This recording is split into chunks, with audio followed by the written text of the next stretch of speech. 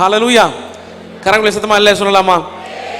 வெளிப்படுத்தல் 2ஆம் அதிகாரத்தில் 4-5 வசனங்களை வாசிக்கலாம். வெளிப்படுத்தல் 2ஆம் அதிகாரம் 4-5 வசனங்கள்.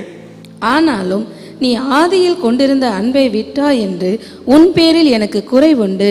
ஆகையா நீ இன்ன நிலைமையிலிருந்து விழுந்தாய் என்பதை நினைத்து மனம் திரும்பி ஆதியில் செய்த கிரியைகளை செய்வாயாக.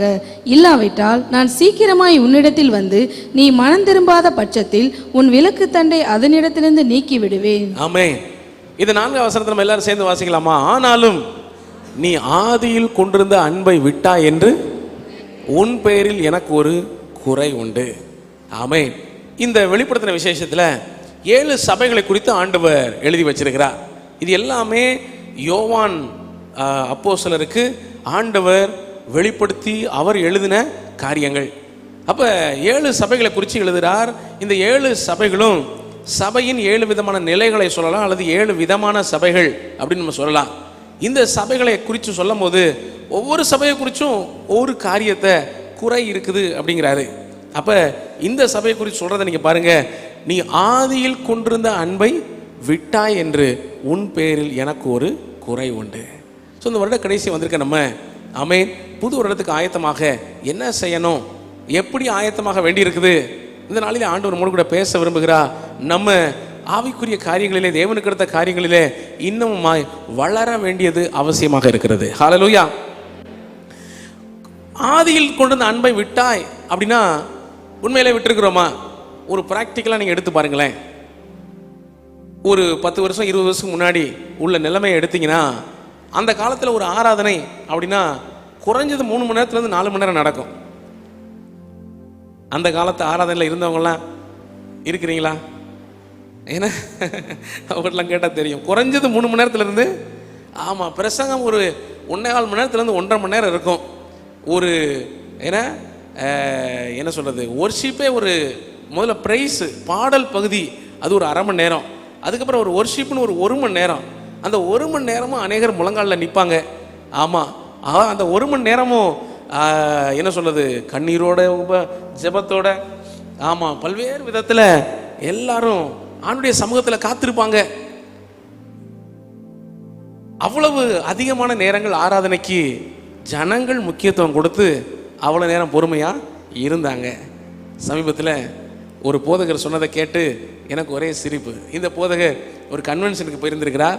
அந்த கன்வென்ஷனில் சிறப்பு கன்வென்ஷன் அப்படிங்கிறப்ப வந்து நிறைய பேர் வந்திருப்பாங்கல்ல.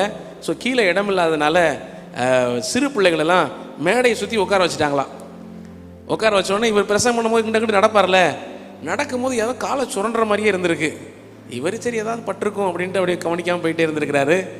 திரும்ப திரும்ப பட்டவுடனே என்ன திரும்பி பார்த்துருக்கிறாரு. அங்கே பார்த்தா ஒரு சின்ன பையன் உட்காந்துருக்கானா, பசிக்குது சீக்கிரம் முடிங்க அப்படிங்கிறானா. இவர் சரி ஏதோ சின்ன பையன் சொல்கிறான்ட்டு ஒன்றும் கவனிக்காமல் இவர் பிரசங்கம் பண்ணிக்கிட்டு இருக்காரு. எழுப்புதலா இவர் பார்க்குற வட்டம்லாம் சொல்கிறானா, பசிக்குது சீக்கிரம் முடிங்க. சின்ன பையன் சொல்லிட்டான், சொல்லாத எத்தனை பேர் உட்காந்துக்கிட்டு இருப்போம். என்ன இன்னைக்கு பாஸ்டர் ரொம்ப ரொம்ப நேரம் போய்க்காரே, முடிக்க மாட்டேங்கிறாரே. ஆராதனை, ஆணுடைய சமூகம் அல்லது கூட்டங்கள், ஜெபங்கள் அதெல்லாம் முந்தின காலங்கள்ல ரொம்ப அதிகமாக இருந்துச்சு. இப்போ குறைச்சிக்கிட்டே வர்றோம். ஏன்னா மக்கள் அதை வரவேற்கிற ஏற்றுக்கொள்கிற நிலைமை அந்த லெவலில் தான் இருக்குது. இன்னும் நம்ம ஊரெல்லாம் தாண்டி சென்னைக்கு போயிட்டா இப்போ இருக்கிற எந்த சென்னை சபைகளின் தமிழ் ஆராதனை அதிகபட்சம் 1.5 மணி நேரம் தான். ஏன்னா அவசர உலகத்தில் மக்கள் வாழ்ந்துக்கிட்டு இருக்கிறாங்க. அவசரமாக எல்லாரும் என்ன செய்கிறாங்க, பல காரியங்களை செஞ்சுக்கிட்டு இருக்கிறாங்க. அதனால ஆராதனைனா மொத்தமே, நான் சொல்கிறது துதி ஆராதனை சொல்லலை, முழு ஆராதனையே, ஞாயிறு ஆராதனை எவ்வளோ நேரம் தான்? 1.5 மணி நேரம் தான். காரணம் என்னன்னா, மக்கள் அவ்வளோதான் பொறுமையாக இருக்க முடியுது. ஆண்டோடைய காரியங்களுக்கும், ஜெபத்திற்கும், வேதத்துக்கும், ஆண்டுடைய பிரசன்னத்துக்கும், ஏன்னா ஆலயத்திலேயே 2 மணி நேரம் உட்கார முடியலன்னா இவங்க வீட்டில் தனி ஜெபத்தில் 2 மணி நேரம் உட்காருவாங்கன்னு யாருக்கு அதில் யார் பூத சுற்றுறது? ஏன்னா ஆலயத்தில் 3 பேர் உட்காந்துருக்க இடத்துலேயே அவங்களால செய்ய முடியல, டிஸ்ட்ராக்ட் ஆகாமல் உட்காந்துருக்க முடியல. சில பேர் இந்த 1 மணி நேரம் 2 மணி நேரத்துக்குள்ளேயே ஃபோனை எடுத்து ஆன் பண்ணி என்ன மெசேஜ் வந்திருக்குங்கிறத பார்க்காம இருக்க முடியலை. அப்படின்னா அதைத்தான் ஆண்டவர் சொல்றாரு, நாம் தேவனுக்கு கொடுக்கிற காரியங்களின் முக்கியத்துவம் குறைகிறது.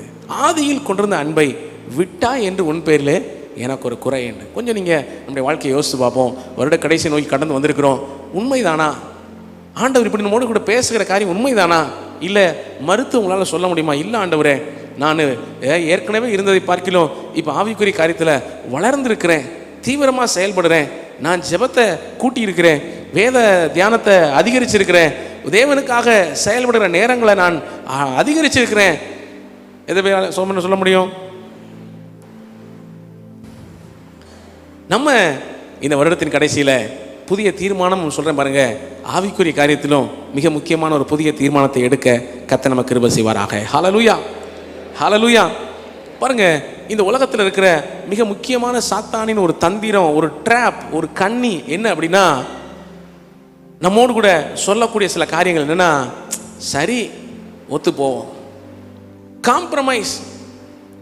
இந்த உலகத்தோடு ஒத்து போகக்கூடிய காம்ப்ரமைஸ், நண்பர்களுக்காக, சொந்தக்காரங்களுக்காக, குடும்பத்தினருக்காக, அவங்களுக்காக இவங்களுக்காகன்னு, அல்லது இந்த சூழ்நிலைகளுக்காக காம்ப்ரமைஸுக்கு நம்ம என்ன செய்யறோம்? ஒத்துக்கொள்றோம். உலகத்தோடு ஒத்து போக, இசைந்து போக ஆரம்பிச்சிடுறோம். ஆண்டவர் சொல்றாரு, நீதிக்கும் அநீதிக்கும் சம்பந்தம் ஏது? ஒளிக்கும் இருளுக்கும் ஐக்கியம் ஏது?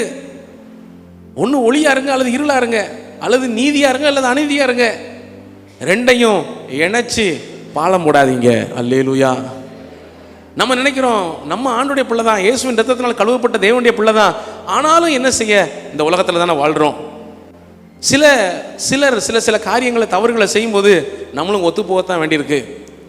இல்லை, ஆண்டவர் நம்மிடத்தில் எதிர்பார்க்கிறது, நீங்கள் பிரிந்து வாழுங்க, பிரிந்து வாருங்கள்.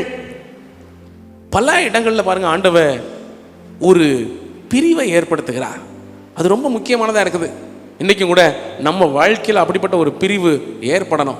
நான் சொல்கிற இந்த பிரிவுங்கிறது தீமைகளை விட்டு விலகுகிற பிரிவு, தீய மனிதர்களை விட்டு விலகுகிற பிரிவு, தீமையான சூழ்நிலைகளை விட்டு விலகுகிற ஒரு பிரிவு.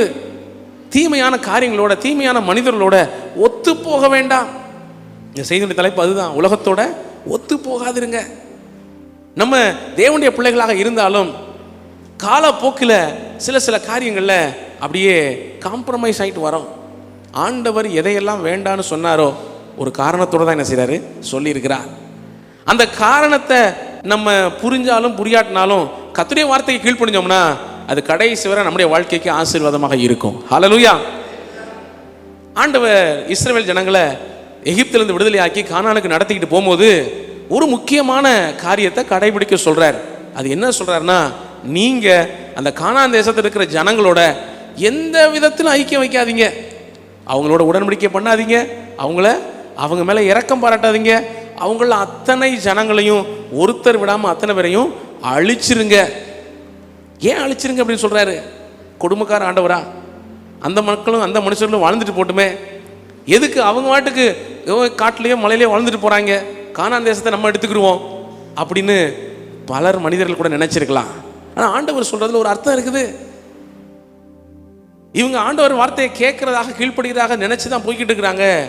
ஆனால் அந்த நேரத்தில் என்ன நடக்குதுன்னா, கிபியோனியர் அப்படிங்கிற ஒரு மனிதர்கள் சில டிராமா பண்ணி, யாரோ நாங்கள் அந்நியர் அப்படிங்கிற மாதிரி ஒரு நாடகத்தை போட்டு வந்து யோசுவாட்ட வந்து பேசுகிறாங்க. இந்த யோசுவா கொஞ்சம் பொறுமையாக ஆண்டவரத்தில் கேட்டு, ஆண்டவரே நான் என்ன செய்யன்னு கேட்டிருந்தாருன்னா ஆண்டவர் அழகா அவருடைய வேஷங்களை காட்டி கொடுத்துருப்பார். இந்த யோசுவா கேட்கல, நேரடியாக அவங்க வார்த்தையெல்லாம் நம்பி அவங்களோட உடன்படிக்கை பண்ணுகிறார். உடன்படிக்கைனா என்ன பண்ணுறாரு? நாங்கள் உங்களுக்கு தீமை செய்ய மாட்டோம், நீங்கள் எங்களுக்கு தீமை செய்யாதீங்க, நம்ம 2 பேரும் ஐக்கியமாக இருப்போம். 2 பேருனா யோசுவாவும் அந்த ஆளுமா அப்படி இல்லை, இந்த கூட்டமும் அந்த கூட்டமும். நாங்கள் இஸ்ரவேல் ஜனங்கள் சார்பா யோசுவா, உங்கள் ஊர் ஜனங்கள் சார்பா நீங்கள் வந்திருக்கீங்க, நம்ம 2 ஜனங்களும் ஐக்கியமாக இருப்போம். எல்லாம் உடன்படிக்கைலாம் பண்ணி முடிச்சு 3ஆவது நாள் தான் வேஷம் கலையுது. ஆண்டவர் அழிக்க சொன்ன அதே கானான் தேசத்து ஜனங்களிலே ஒரு விதமான ஜனங்கள் தான் இந்த கிபியோனியர். இப்போ தான் யோசுவாவுக்கு புரியுது, தலையில் சில நேரத்தை அடிச்சுக்கிறோம்ல, ஐயோ தப்பு செஞ்சிட்டேன், தெரியாம செஞ்சிட்டேன். ஆனால் ஐக்கியப்பட்டது உண்மைது, ஐக்கியப்பட்டது தான், அதை மாற்ற முடியாது. ஆண்டவர் சொல்றாரு, நான் ஆரம்பத்திலேயே சொன்னனே, நீ கேட்கலையே. சரி, இப்போ என்ன கெட்டு போச்சு? ஏன்னா இங்கே தான் இதைத்தான் காம்ப்ரமைஸ் சொல்கிறேன். இது ஒரு காரியம் நடந்த உடனே நம்ம என்ன நினைப்போம்? சரி, இப்போ என்ன கெட்டு போச்சு, இதை சரிப்படுத்தணும், அவ்வளோதானே, சரிப்படுத்திடுவோம். என்ன சரிப்படுத்திடுவோம்? இந்த கிபியோனியரை ஆண்டவரே ஐடியா கொடுக்குறாரு, உங்களுக்கு வேலை செய்கிறவங்கள வச்சுக்கோங்க, அடிமைகளாக வச்சுக்கோங்க, எடுபடிகளாக வச்சுக்கோங்க, மரம் வெட்டுகிறவர்களா, என்ன ஆடு மாடு மேய்க்கிறவங்களா, உங்களுக்கு வேலை செய்யக்கூடிய அடிமைகளாக வைத்துக் கொள்ளுங்க. ஆனால் நடந்தது என்ன? வருடங்கள் உடனடி போச்சு.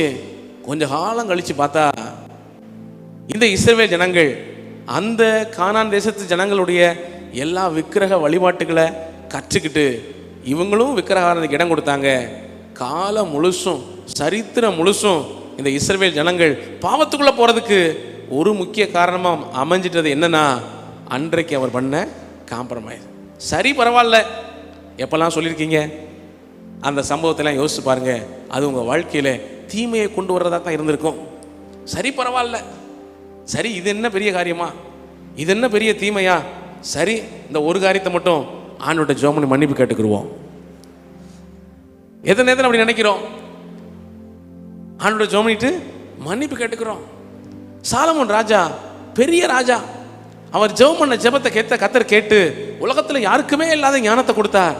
ஆனால் அந்த சாலமோனுடைய வாழ்க்கையின் முடிவை நீங்கள் கவனித்து பார்த்தீங்கன்னா அது அவ்வளவு தீமையா மோசமாக காணப்படுது. என்ன காரணம்? என்ன காரணம்? வசனத்தில் அழகா ஆண்டவர் சொல்லி வச்சிருக்கிறாரு. என்ன சொல்லியிருக்கிறாரு? இந்த சாலமோனின் மனைவிகள் அவன் இருதயத்தை வழுவி போக பண்ணினார்கள். அப்போ இது என்ன நடக்குது பாருங்க. இது சாலமோனின் மனைவிகள் மேலே பழிய போடுறது மாதிரி இருந்தாலும் உண்மையா தவறு செய்தது குற்றவாளி யாருன்னா சாலமோன் தான். ஆண்டவர் சொல்லியிருக்கிறாரு ஆரம்பத்திலேயே, நீ அந்நிய நுகத்திலே அவிசுவாசிகளோட பிணைக்கப்படாதிருப்பாயாக. அப்படின்னா ஆண்ட இஸ்ரவேல் ஜனங்களுக்கு சொன்னாரு, நீ மற்றவங்களோட சம்பந்தம் கலக்காத, அதாவது அவிசுவாசிகளான மற்றவங்களோட திருமணம் பண்ணாத. எதுக்காக அதை சொன்னாரு? அவர் சொல்றாரு, அப்படி திருமணம் பண்ணுனா நீங்க அவங்க வீட்டில் போய் நிற்க வேண்டியிருக்கும், அவங்க ஃபங்க்ஷனில் போய் நிற்க வேண்டியிருக்கும். இப்படியாக விக்கிரக ஆராதனைக்குள்ள நீங்க போக வேண்டிய கட்டாயம் வந்துடும். அதனால விலகி நில்லுங்க அப்படின்னு ஆண்டவர் சொன்னார்.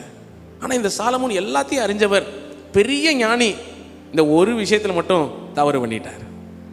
அவருக்கு தெரியாத ஞானம் இல்லை, அவருக்கு தெரியாத ஆலோசனை இல்லை. ஆனால் அவர் ஆரம்பத்தில் முதல்ல பண்ண திருமணமே யாருன்னா எகிப்து ஏன்னா பார்வோனின் குமாரத்திய திருமணம் பண்றாரா. அதுக்கப்புறம் அந்த ஒன்னோடையும் விடலை, இன்னும் பல வேற ஏராளமான திருமணங்களை பண்ணாரு. எல்லாருமே மேக்சிமம் அவிசுவாசிகளை திருமணம் பண்ண. அதனுடைய விளைவு என்ன?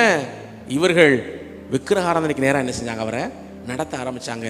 ஆலயத்தை கட்டின அதே கைகள் ஆண்டவருக்கு விரோதமான விக்கிரகத்தின் கோவில்களையும் கட்ட ஆரம்பிச்சிச்சு. கர்த்தர் வருத்தப்பட்டார், வேதனைப்பட்டார். சாலமோனுடைய இருதயம் ஆண்டவர் விட்டு விலகி தூரமாய் போறதுக்கு காரணம் என்னன்னா காம்ப்ரமைஸ், ஒத்து போகுதல். சரி, பரவாயில்ல, இந்த காரியம் தானே, அப்புறம் நம்ம மாத்திக்கலாம், ஜெபம் பண்ணி சரிப்படுத்திக்கலாம், அதுக்கப்புறம் திருத்திக்கலாம், அதுக்கப்புறம் திருந்திக்கிடலாம். பாருங்க, இந்த மாதிரி எந்த ஒரு காரியங்கள் ஆண்டவருக்கு பிரியமில்லாத காரியத்தை நம்ம செய்ய ஒரு ஸ்டெப் எடுத்து வைக்கும்போது கர்த்தர் நம்ம உள்ளத்தில் உணர்த்துவார், பேசுவார். ஹல்லேலூயா, ஹல்லேலூயா. இந்த பாவம் அப்படிங்கிறது என்ன நினைக்கிறீங்க? பாவம், அதுக்கு ரெண்டு அர்த்தம், அந்த கிரேக்க வார்த்தைக்கு ரெண்டு அர்த்தம் உண்டு. ஒரு அர்த்தம் என்னன்னா மிஸ்ஸிங் த மார்க், ரெண்டாவது அர்த்தம் என்னன்னா டு டேக் ஃபால்ஸ் ஸ்டெப்.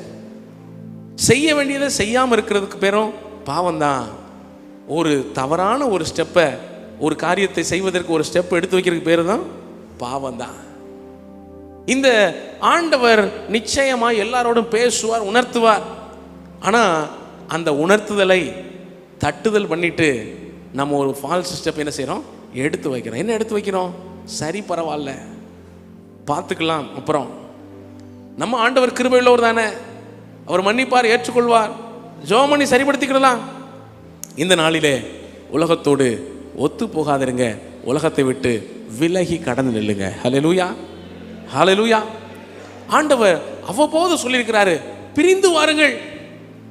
இந்த இஸ்ரவேல் ஜனங்கள் வனாந்திர பயணத்தில் போய்கிட்டு இருக்கும்போது ஒரு குறிப்பிட்ட நேரம் என்ன செய்றாங்கன்னா பாவம் செய்கிறாங்க. அந்த சம்பவம் பல நடக்குது. அதில் ஒரு நேரம் என்ன நடக்குதுன்னா, இந்த மோசேக்கு விரோதமாக சில பேர் விரோதமாக எழும்பி பேசுகிறாங்க. ஒரு கூட்டத்தை சேர்த்துக்கிட்டு ஒரு பெரிய கலவரமே பண்ணுறாங்கன்னு வைங்களேன். இந்த சம்பவத்தில் மோசே போய் ஆண்டவர்கிட்ட பேசுகிறாரு. அப்போ ஆண்டவர் சொல்கிறாரு, நீங்கள் அந்த பிரச்சனை பண்ணுற எல்லா ஜனத்தை விட்டும் விலகி கடந்து நில்லுங்க. எதுக்கு விலகி நிற்க சொல்கிறாரு? ஆண்டவர் சொல்கிறார், தள்ளிப்போ தள்ளிப்போ, இந்த பிரச்சனை பண்ணுற கூட்டமெல்லாம் ஒரு பக்கம் சேரட்டும், மற்றவங்கெல்லாம் விலகி நில்லுங்க. அப்புறம் தான் பார்த்தா தேவனுடைய தண்டனை அந்த இடத்துலயே அவங்க மேலே என்ன செஞ்சு வந்துச்சு. அந்த நிமிடமே பூமி பிளந்து அத்தனை பேரையும் மூடிருச்சு. இன்னொரு நேரத்தில் ஆண்டவர் கேட்குறாரு, இந்த இஸ்ரவேல் ஜனங்கள் ஒரு கன்றுக்குட்டியை உருவாக்கி பாவம் செஞ்சாங்க. மோசே மலைக்கு ஜோமனை போயிட்டாரு. இவங்க கீழே இருக்கிறாங்க.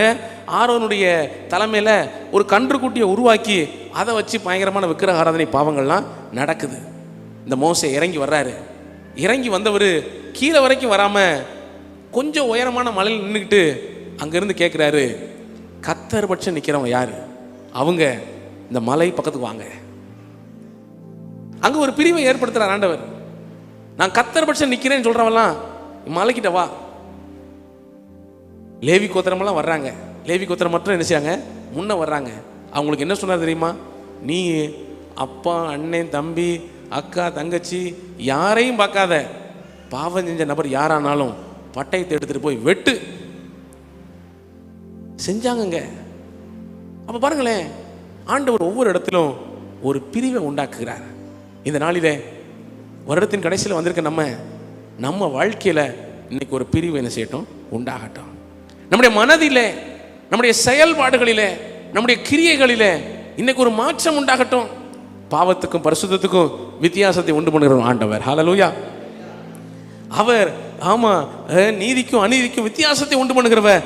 இந்த நாளிலே நம்முடைய வாழ்க்கையில அப்படிப்பட்ட ஒரு வித்தியாசத்தை நம்ம ஏற்படுத்த தீர்மானிப்போமானா வரக்கூடிய புதிய வருஷம் நன்மையாய், சிறப்பாய், ஆசீர்வாதமாய் காணப்படும். அல்லேலூயா. கரங்களை சத்தமா இல்லை சொல்லலாமா? ஒரு ஃபேமஸான ஒரு கதை உண்டு, இந்த செய்திக்கு பொருத்தமாக இருக்கனால அதை நான் சொல்கிறேன். என்ன அப்படின்னா, தவளை இருக்கு பாருங்க, தவளை. இந்த தவளையும் மனுஷனும் உடல் அமைப்பில் கிட்டத்தட்ட ஒரே மாதிரி இருக்கிறோமா ஒரு விஷயத்தில். என்ன விஷயம் அப்படின்னா, இந்த வெப்பநிலையின் மாற்றத்தை தாங்கிறதுக்கான தன்மை மனிதனுக்கு இருக்கிறது போலவே தவளைக்கும் இருக்குதான். இந்த தவளையை வச்சு ஒரு டெஸ்ட் பண்ணியிருக்கிறாங்க. என்ன டெஸ்ட் தெரியுமா?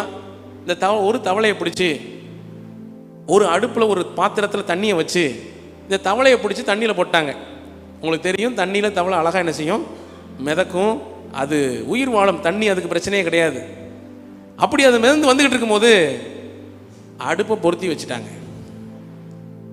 அடுப்பை பொருத்தி வச்ச உடனே முதல்ல தண்ணி சூடாக ஆரம்பிக்குது.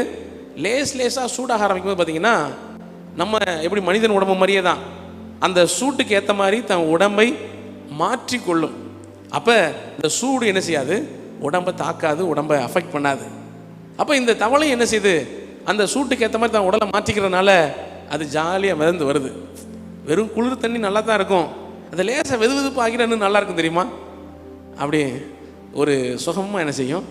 அப்படியே என்ன கை காலெலாம் அமுக்கி விட்ட மாதிரி அது ஒரு நிலைமையாக இருக்கும். அப்படி ஜாலியாக அந்த தவளை சுற்றி வந்து கொண்டே இருக்குது. ஆனால் கீழே அடுப்பு எரிஞ்சிக்கிட்டே இருக்குது. இந்த தண்ணி சூடு வெப்பநிலை இன்னும் கூடிக்கிட்டே இருக்குது. அதனுடைய சுடு தன்மை கூடிக்கிட்டே இருக்குது. கூடி இருக்க இந்த தவளை யோசிக்குது, தண்ணி சுடுதே, பரவாயில்ல, நல்லா தான் இருக்குது, இன்னும் கொஞ்சம் சுட்டாலும் அது நல்லா தான் இருக்குது, நம்ம உடம்புக்கு தாங்குற மாதிரி தான் இருக்குது. அப்படியே ஜாலியாக சுற்றி வந்துக்கிட்டு இருக்கு. ஒரு குறிப்பிட்ட நேரம் வரும்போது தண்ணி ரொம்ப சுட ஆரம்பிச்சிருச்சு. இப்போ வெளியே குதிச்சு தவி போவோம் அப்படின்னு நினச்சா ஏற்கனவே இந்த சூட்டை அட்ஜஸ்ட் பண்ணுறதுக்காக, இந்த சூட்டு தண்ணியோட ஒத்து போகிறதுக்காக இது எடுத்த முயற்சினால அது உடலில் இப்போ பலன் இல்லை. தண்ணி ரொம்ப கொதிக்குது, வேகமாக தவி வெளியே போவோம்னு நினச்சா அதால் தவி வெளியே போக முடியலை. காரணம், இந்த தண்ணி சூடு கூடிக்கிட்டே இருக்குங்கிறத அதை கவனித்து முன்னமே தப்பி வெளியே போயிருந்திருக்கலாம். இப்போ டூ லேட், ரொம்ப தாமதமாயிருச்சு. இனிமே அதால குதிச்சு வெளியே போக முடியல. அப்புறம் என்னாச்சு?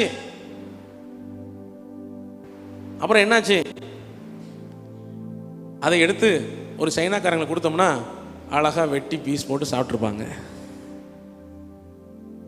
ரொம்ப ஆச்சரியமா நம்ம அதை ஒரு வித்தியாசமாக நினைப்போம். ஏன்னா இந்த சிங்கப்பூரில் இருக்கிற, மலேசியா பகுதியில் இருக்கிற சைனாக்காரங்களாம் பார்த்தீங்கன்னா, ஏன்னா அவங்கள அது இருக்கிறதுலே அதிக விலையான சாப்பாடு தவளை தான். தெரியுமா உங்களுக்கு? சிங்கப்பூரில் அதுவும் இத்தினோண்டு தவளை இல்லை, நம்ம ஊரில் இருக்கிற மாதிரி இம்மாம்பெருசுக்கு தவளை. அதுக்கப்புறம் அது என்ன ஆகும்? அவ்வளவுதான், தப்பிக்க முடியாது. நம்ம வாழ்க்கையிலும் கூட சாலமோன் ஞானியே தப்பிக்கல. நம்ம பெரிய ஆளா? சாலமோனோட பெரிய ஆளா? அவரோட பெரிய ஞானியா? அவரோட பெரிய திறமசாலியா? என்ன இந்த வசனத்தில் நம்ம தெரிந்து கொள்ள வேண்டிய காரியம்? ஆண்டவர் சொல்றாரு, இன்றைய அனுக்கிற காலம், இன்றைய ரட்சணிய நாள், இந்த வருடத்தின் கடைசி நம்முடைய வாழ்க்கையை திரும்பி பார்ப்பதற்கும் சிந்தித்து பார்ப்பதற்கும் தேவன் ஏற்படுத்தி கொடுத்த ஒரு நல்ல நேரம். ஹல்லேலூயா. அந்த கடந்த வருடம் நம்முடைய வாழ்க்கை எப்படி இருந்துகிட்டு இருக்கு? இது தவளை மாதிரி தான், ஆகா என்ன சுகம்னு சுற்றி வந்துக்கிட்டு இருக்கிறோமா? அல்லது சில காரியங்களை கவனிக்கும் போது, சில தீமைகளை காணும்போது, இது நான் இருக்க வேண்டிய இடம் இல்லை, இது பாவத்தின் காரியம், இது என்னை அழிவுக்கு நேராக நடத்தும், இதை என்னை தீமைக்கு நேராக நடத்தும், இதை விட்டு நான் விலகி கடந்து போகணுங்கிற எண்ணத்தோட சில தீமைகளை விட்டு விலகி கடந்து போகிறோமா? நம்ம வாழ்க்கையில் ஒவ்வொரு காரியத்தையும் யோசித்து பாருங்க. நம்முடைய பேச்சு கடந்த நாட்கள் எப்படி இருந்துச்சு? நம்முடைய பார்வைகள், நம்முடைய செயல்கள், நம்முடைய நடவடிக்கைகள் கர்த்தருக்கு பிரியமா இருந்துச்சா? அல்லது விளக்க வேண்டிய சில காரியங்களை விளக்காம அதுல என்ஜாய் பண்ணி கொண்டிருக்கிறோமா? இந்த வருடத்தின் கடைசியில கர்த்தர் நம்மோடு கூட பேசுவாராக. ஹல்லேலூயா, அல்லேலூயா. இஸ்ரவேல் ஜனங்கள் கானானுக்கு போகும்படியா கர்த்தர் அவர்களை விடுவிக்கும்படியா இறங்கினேன் அப்படின்னு சொன்னார். அப்படி இறங்கின ஆண்டவர் ஒரு மனிதனை அனுப்பினார். அந்த மனிதன் தான் மோசே. இந்த மோசையை கர்த்தர் அனுப்பி வைக்கிறார். அந்த மோசையை சந்திச்சது பெரிய சரித்திரம். வனாந்திரத்தில் ஆடு மேய்ச்சிக்கிட்டு இருந்த மோசையை ஆண்டவர் சந்திச்சு அவருக்கு அநேக அற்புதத்தை காமிச்சு மோசையை ஊழியத்துக்கு அழைக்கிறார். மோசே வந்த உடனே இஸ்ரவேல் ஜனங்கள் சார்பாக பார்வோனிடத்தில் போய் பேச போகிறார். என்ன பேசுகிறார்? நாங்கள் எங்கள் தேவனுக்கு ஆராதனை செய்ய வேண்டும், எங்களை போக விடு. சொல்லுங்களேன் எல்லாரும், எங்களை போக விடு, எங்கள் தேவனுக்கு ஆராதனை செய்ய எங்களை போக விடு.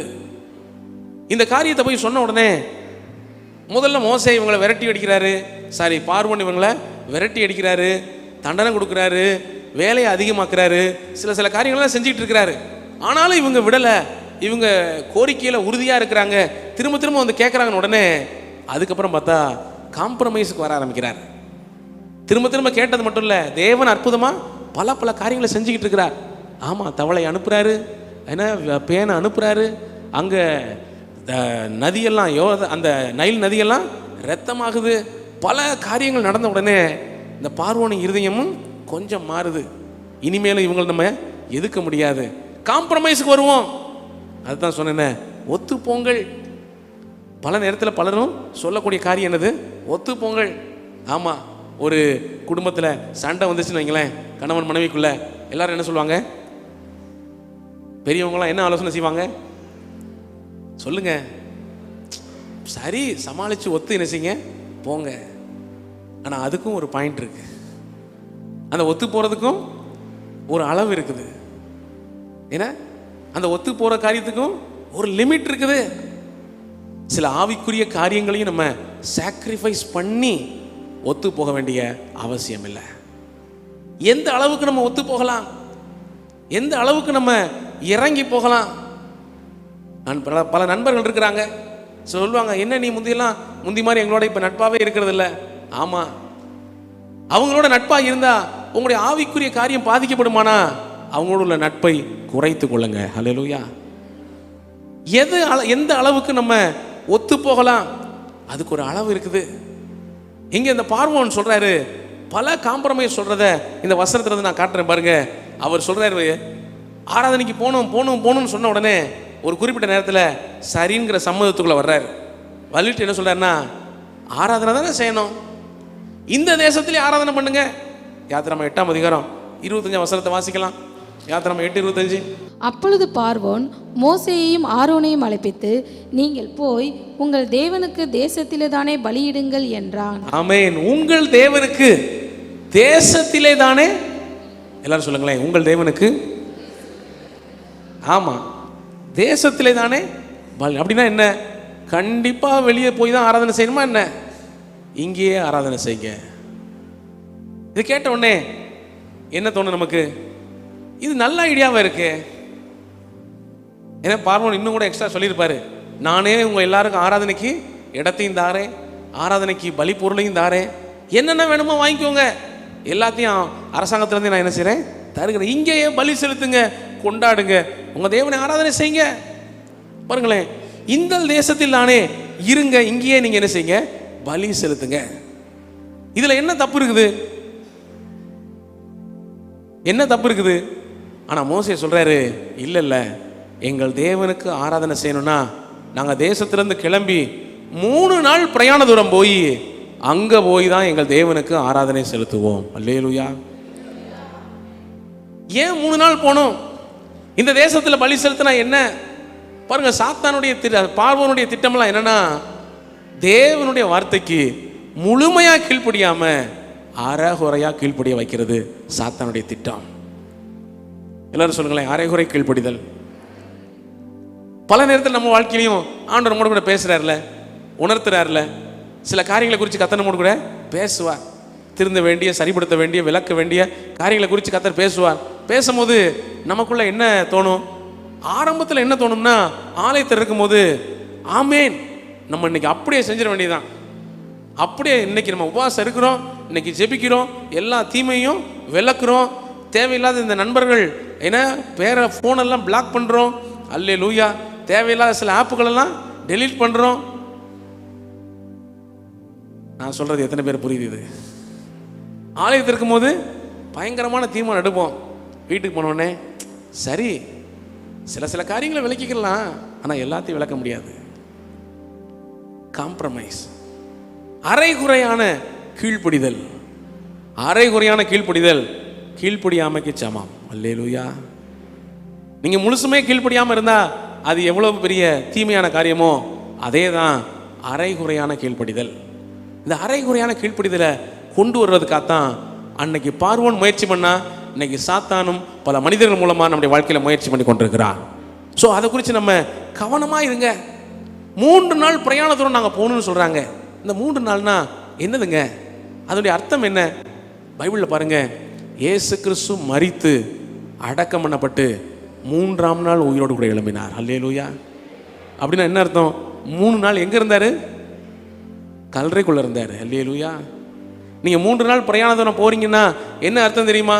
உங்க பழைய மனுஷனை அல்லேலூயா பெட்டிக்குள்ள வச்சு பரலோகமே, அப்படின்னா என்ன அர்த்தம்?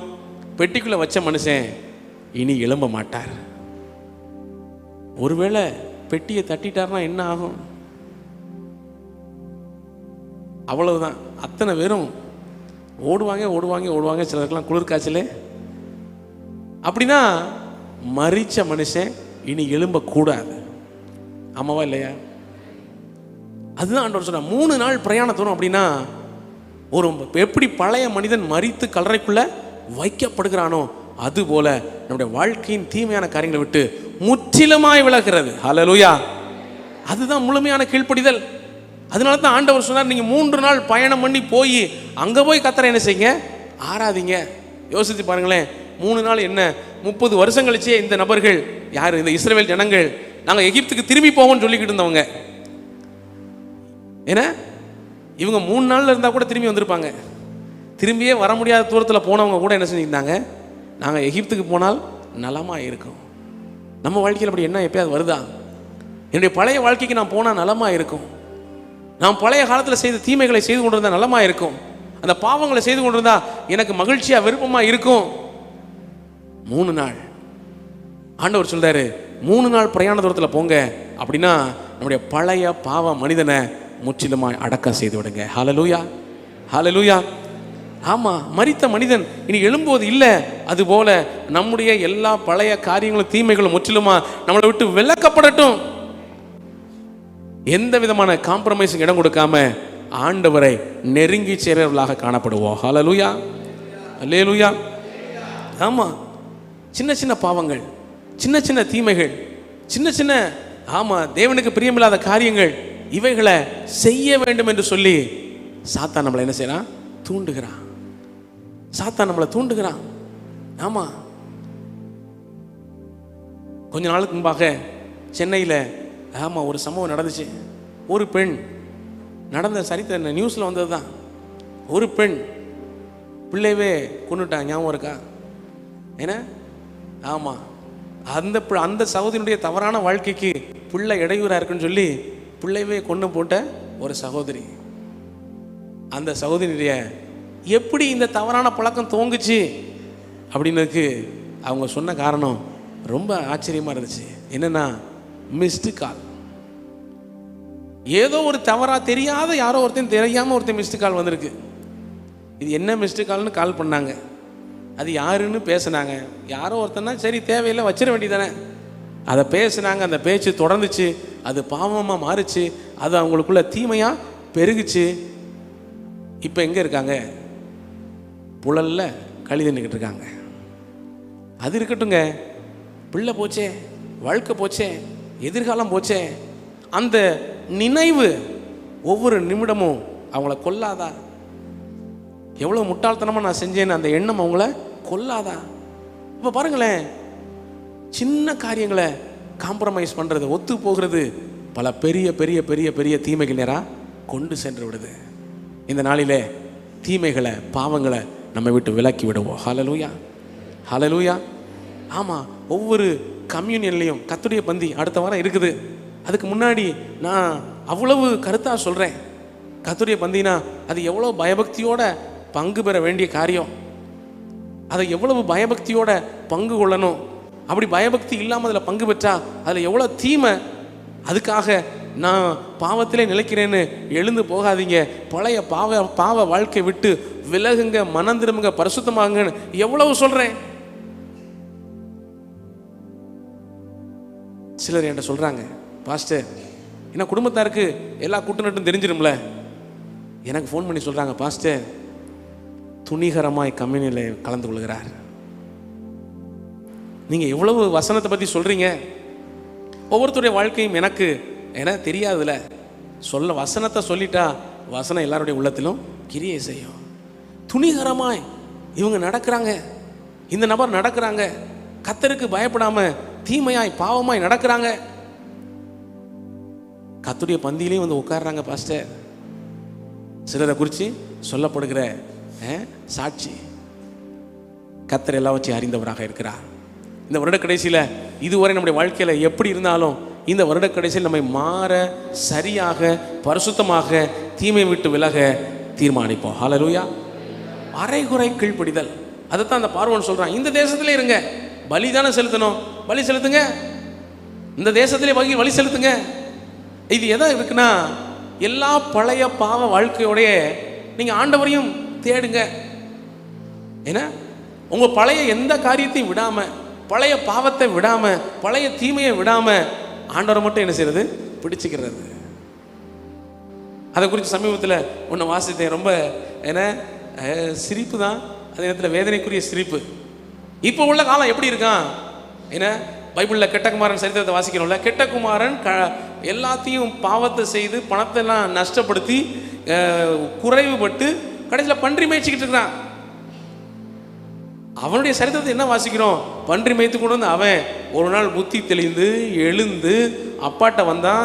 அப்பா அவனை குளிக்க வச்சு எல்லாம் செஞ்சு புது வஸ்திரம் போட்டு அவனை அழகுபடுத்தி அவனை ஆசீர்வதிச்சார். ஆனால் இன்றைக்குள்ள நிலைமை எப்படி இருக்குதான்? அவன் பண்ணி வைக்கிற இடத்துல உட்காந்துருக்கானா, அந்த இடத்துல இவனுக்கு போய் புது வஸ்திரத்தை கொடுத்து, அந்த இடத்துல இவனுக்கு கொண்டாட்டத்தை வச்சு, அந்த இடத்துல இவனுக்கு எல்லாத்தையும் ரெடி பண்ணி கொடுக்குறாங்களா. அதை இப்படியா ஒருத்தர் எழுதினார், சிரிப்பேன். அந்த பண்ணி மேய்க்கிற இடத்துக்கும் ஒரு ஏசியை போட்டு கொடுத்து, ஏசிக்குள்ள பண்ணி மேய்டா அப்படிங்கிறாங்க. மாற்றம் அடையலை. அதைத்தான் சொல்ல வர்றோம். அந்த இருக்கிற தீமையான நிலையை விட்டு விலகி எழுந்து வர வேண்டியது முக்கியம். ஹல்லேலூயா. கர்த்தர் உங்க உள்ளத்தில் பேசி கொண்டிருக்கிறார். அவர் சகலவற்றை அறிந்தவராக இருக்கிறார். உங்கள் உள்ளத்தில் அவர் நிச்சயமாக பேசி கொண்டிருக்கிறார். உங்கள் வாழ்க்கையில் அந்த விட்டுவிட வேண்டிய அந்த பன்றிகளோட உள்ள வாழ்க்கை என்னது, அந்த தீமையான காரியம் என்னது, அது ஆண்டவரோடு கூட பேசி கொண்டிருக்கிறார், உணர்த்தி கொண்டிருக்கிறார். அந்த தீமையான காரியங்களை இந்த நாளிலே விட்டுவிட, விலக்க, தேவனுக்காக வாழ, தேவனுக்கு பிரியமாக ஜீவிக்க உங்களை அர்ப்பணிங்க. ஹல்லேலூயா, ஹல்லேலூயா. இரண்டாவது, இந்த பார்வோனுடைய மற்றொரு தந்திரமான ஒரு ஆலோசனை என்ன அப்படின்னா, அவன் சொல்றான், அதிக தூரம் போகாதீங்க. யாத்திராகமம் 8:28 வாசிக்கலாம். அப்பொழுது பார்வோன், நீங்கள் உங்கள் தேவனாகிய கர்த்தருக்கு வனாந்தரத்தில் பலியிடும்படிக்கு நான் உங்களை போக விடுவேன். ஆனாலும் நீங்கள் அதிக தூரமாய் போக வேண்டாம், எனக்காக வேண்டுதல் செய்யுங்கள் என்றான். ஆமென். பார்வோனுக்காக என்ன வேண்டுதல் செய்யறது? பார்வோனுக்காக என்ன வேண்டுதல் செய்யறது? அவன் சொல்றான் பாருங்க, எனக்காகவும் வேண்டுதல் செய்யுங்க. இதில் தெரிஞ்சுக்கோங்களேன், சில பேரை ஆண்டவர் அழிவுக்குனே நியமித்து வச்சிருக்கிறாரு. அப்படிப்பட்ட ஆள் தான் யாரு? பார்வோன். அதனால தான் திரும்ப திரும்ப இருதய கடினம். இந்த ரெண்டாவது தூரம் போகாதீங்க. இப்ப பாருங்களேன், இந்த எகிப்து அப்படிங்கிறது பழைய பாவ வாழ்க்கை. இவங்க போற ஆராதனைக்கு போறது அப்படிங்கிறது தேவனோடு இணைந்த வாழ்க்கை. இப்ப இந்த பார்வோன் என்ன சொல்றான், இந்த பழைய பாவ வாழ்க்கையை விட்டு அதிக தூரம் போகாதீங்க. நீங்க என்ன நினைக்கிறீங்க? அதிக தூரம் போகணுமா, போகக்கூடாதா? எத்தனை பேர் போகக்கூடாதுன்னு நினைக்கிறீங்க? அல்லது எத்தனை பேர் போகணும்னு நினைக்கிறீங்க? எத்தனை பேர் போகணும்னு நினைக்கிறீங்க? கரங்களை ஏற்றி காமிங்களேன். நான் அந்த புது வருஷத்தில் ஆவிக்குரிய ஜீவியத்தில் முன்னேற்றமாக அதிக தூரம் போக போறேன். அல்லேலூயா. ஆனா பார்வோன் என்ன சொல்றான், பிசாசு என்ன சொல்றான், அதிக தூரம் போகாதீங்க. இன்னைக்கும் சில பிசாசின் ஏஜென்ட்டுகள் என்ன ஜனங்களுக்குள்ள சொல்லி வைக்கிற ஒரு காரியம் என்ன தெரியுமா, நீ ரொம்ப ஆண்டவரை தேடினா உனக்கு ரொம்ப பிரச்சனை வரும். இது யாரு? இது எங்க எழுதியிருக்கு? வெளிப்படுத்தல் 24ஆம் அதிகாரத்தில் இருக்கும். ரொம்ப ஆண்டவரை தேடினா உனக்கு ரொம்ப பிரச்சனை வரும். இது சாத்தானின் தந்திரமான வார்த்தை. ஆண்டவர் என்ன சொல்றாரு, தேவனை நெருங்கும்படியா அதிக தூரம் போங்க. ஹல்லேலூயா. பாவத்தின் வாழ்க்கையை விட்டு அதிக தூரம் போங்க. ஏன் அப்படி ஆண்டவர் சொல்றாரு அப்படின்னா, நீங்க பக்கத்தில் இருந்தீங்கன்னா எந்த நேரத்திலும் எகிப்துக்கு திரும்பி போக முடியும். அதனால தான் ஆண்டவர் என்ன சொல்றாருன்னா, நீங்க எகிப்தை விட்டு, பாவத்தை விட்டு, உலகத்தை விட்டு தூரமா போயிருங்க. அல்லேலூயா, அல்லேலூயா. நீங்க உண்மையாய் ரட்சிக்கப்பட்டிருந்தா, உண்மையாய் மனம் திரும்பியிருந்தா, உண்மையாய் தேவனுடைய பிள்ளையாய் வாழ நீங்க தீர்மானிச்சிருந்தா, உங்க பழைய பாவ வாழ்க்கையில் நீங்க இருந்தப்ப இருந்த நண்பர்கள், அந்த சூழ்நிலைகள், அந்த எல்லா காரியத்தை விட்டும் நீங்க தீமையா தூரத்துக்கு விலகி போவீங்க. அப்பொழுது உங்களை காத்துக்கொள்வீர்கள். அல்லேலூயா. இன்னைக்கு ரட்சிக்கப்பட்டவங்களும், ரட்சிக்கப்பட்டேன்னு சொல்றவங்களும், ஞானசானம் எடுத்துட்டேன்னு சொல்ற சிலரும் கூட பாவங்களிலே தொடர்கிறார்கள். என்ன காரணம்? ஏன் பாவங்களை விட்டுவிட முடியல? ஏன்னா அந்த பாவத்துக்கு பக்கத்திலேயே இருக்கிறாங்க. உண்மையான ரட்சிப்பின் ஒரு அடையாளம் பாவத்துக்கு தூரமா விலகி நிற்கிறது. இப்ப பாருங்களேன், ஒரு மனிதர் குடி பழக்கத்தில இருந்து ரட்சிக்கப்பட்டிருக்காருன்னு வச்சுக்கோங்களேன். அவரு திரும்பியும் அதே இடத்துக்கு போயிட்டு வந்துகிட்டே இருந்தாருன்னு வைங்களேன். குடிக்கல, ஆனா மற்ற நண்பர்களை பார்க்கறதுக்காக போயிட்டு வர்றாருன்னு வைங்களேன். சீக்கிரத்திலே அதே பாவத்தில் விழுந்து போவார். அதே போலதான் அது சிகரெட்டோ அல்லது எந்த விதமான பாவங்களோ, எந்த பாவத்திலிருந்து விடுதலை பெற்றோமோ அந்த பாவத்தை விட்டு தூரமாய் விலகி நில்லுங்க. ஹல்லேலூயா. அல்லது அந்த பாவத்தின் மனிதர்களை விட்டு, அந்த சூழ்நிலைகளை விட்டு தூரமா விலகி நில்லுங்க. பக்கத்தில் இருந்தீங்க நிச்சயமா மாட்டுவீங்க. அப்படிப்பட்டவங்களை ஆண்டவரும் காப்பாற்ற முடியாது. ஏன்னா அவங்களே வாண்டடா போயில பாவத்தை விழுகிறாங்க, அவங்களே போயில பாவத்தின் சூழ்நிலையில சிக்கி கொள்கிறாங்க. அப்ப ஆண்டவர் அழகா சொல்றாரு, தூரமா விலகி ஓடுங்க. புதிய ஏற்பாட்டில் ஆண்டவர் அழகா சொல்லியிருக்காரு, வேசித்தனத்துக்கு விலகி ஓடுங்க. ஆமா, இந்த பொய் புரட்டுமான கட்டு கதைகளுக்கு விலகி போங்க. ஏன்னா இந்த கிழவிகள் பேச்சுக்கு, ஆமா சீர்கேடுகளான கிழவிகள் பேச்சுக்கு நீங்க என்ன செய்யுங்க, விலகி போங்க. தேவையில்லாத காசிப் பேசுகிற காரியத்தை விட்டு விலகி போங்க. பாவத்தின் சூழ்நிலையில விட்டு விலகி போங்க. எதெல்லாம் உங்களுக்கு சோதனையா டெம்டேஷனா இருக்கோ அந்த காரியத்தை விட்டு விலகி போங்க. இன்னைக்கு எல்லா ஜனங்களையும் ரொம்ப ஈஸியா பாவத்துல விழ வைக்கிற, அடிமைப்படுத்துகிற ஒரு காரியம் என்ன அப்படின்னா செல்போனு. அந்த செல்போனு அல்லேலூயா நன்மைக்காக மட்டும் பயன்படட்டும், தீமைக்கு வேண்டாம். ஒருவேளை எந்த காரியங்கள் உங்களை பாவத்துக்கு தீமைக்கு நேரா அந்த உங்கள் வாழ்க்கையை இழுக்குதோ அந்த செல்போன்ல அந்த எல்லா காரியத்தையும் தீமையும் நீக்கிருங்க, மாத்திருங்க, விலக்கிருங்க, டெலீட் பண்ணிருங்க. அல்லேலூயா. அப்படி செஞ்சா உங்கள் ஆத்துமா காப்பாற்றப்படும். அப்படி செஞ்சா உங்கள் ஆவிக்குரிய ஜீவியம் காப்பாற்றப்படும். அப்படி செஞ்சா உங்க வாழ்க்கை எதிர்காலமும் நன்மையா இருக்கும். அல்லேலூயா. பரவாயில்ல, நான் பாவத்தோட இருந்துக்கிறேன், நான் நரகத்துக்கு வேணா போய்க்கிறேன் அப்படின்னா அப்படிப்பட்டவங்க நம்ம ஒன்றும் செய்ய முடியாது. வெளிப்படுத்தல் 3ஆம் அதிகாரம் 15-16 வாசிக்கலாம். வெளிப்படுத்தல் 3:15-16. உன் கிரியைகளை அறிந்திருக்கிறேன். நீ குளிரும் அல்ல அனலும் அல்ல. நீ குளிராயாவது அனலாயாவது இருந்தால் நலமாயிருக்கும். இப்படி நீ குளிருமின்றி அனலுமின்றி வெதிபதிப்பாய் இருக்கிறபடினால் உன்னை என் வாய் நின்று வாந்தி பண்ணி போடுவேன். இங்கேயும் ஆண்டவர் தான் சொல்றாரு, ஒன்று குளிராயிரு அல்லது அனலாயிரு, ஒன்று வெளிச்சமாயிரு அல்லது இருளாயிரு, ஒன்று பாவமாயிரு அல்லது பரிசுத்தமா இரு. ரெண்டுக்கு இடையில வாழ்ந்துக்கிட்டே இருக்காத. இங்க ஆலயத்தில் பரிசுத்த தோற்றம், உலகத்தில் பாவத்தின் தோற்றம். இன்னைக்கு சாத்தானுக்கு ரொம்ப சந்தோஷமான ஒரு கிறிஸ்தவர்கள் யார் தெரியுமா? சாத்தானுக்கு ரொம்ப பிரியமான கிறிஸ்தவர்கள் யார் தெரியுமா? தெரியுமா உங்களுக்கு? ஞாயிற்றுக்கிழமை மட்டும் 2 மணி நேரம் பக்தியாக பைபிளை தூக்கிட்டு ஆலயத்துக்கு போயிட்டு மற்ற நாட்கள் மற்ற நேரங்கள் எல்லாம் உலகத்தார் போலவே வாழ்கிறவர்கள் சாத்தானுக்கு ரொம்ப பிடிச்சவங்க. அல்லேலூயா. ஏன்? அவங்கள பற்றி அவனுக்கு பிரச்சனையே இல்லை. ஏன்னா இவங்க முழுசுமே அவன் கூட்டம் தான். ஒரு விசுவாச குடும்பத்தை குறித்து இன்னொரு விசுவாசி என்கிட்ட சொன்னது. வேற இடத்துக்கு போகிற விசுவாசி அவர் சொல்கிறாரு, பாஸ்டர் ஞாயிற்றுக்கிழமை ஆனால் வெள்ளையும் சொல்லியுமே பைபிளை தூக்கிட்டு போயிடுறாங்க, ஆனால் மற்ற நாள் இவர் பக்கத்து வீடு, மற்ற நாள் அவங்க பேசுகிற பேச்சை காது கொடுத்து கேட்க முடியல. அத்தனை கெட்ட வார்த்தை பேசுங்க. அப்படிப்பட்டவங்களுக்கு அடுத்த ஒரு வார்த்தையை சேர்த்து சொல்கிறாங்க, இவனுக்கெல்லாம் பைபிள் ஒரு கேடா, இவன் ஆலயத்துக்கெல்லாம் போகணுமா? அப்போ பாருங்களேன், ஞாயிற்றுக்கிழமை கிறிஸ்தவர்கள் ஞாயிற்றுக்கிழமை மட்டும் பக்தியாக ஆலயத்துக்கு போயிடுறாங்க. அது நல்லது தான். ஆனால் அந்த பக்தி வாழ்க்கை முழுவதும், வாரம் முழுவதும் நம்முடைய வாழ்க்கையில தொடர வேண்டும். ஹல்லேலூயா.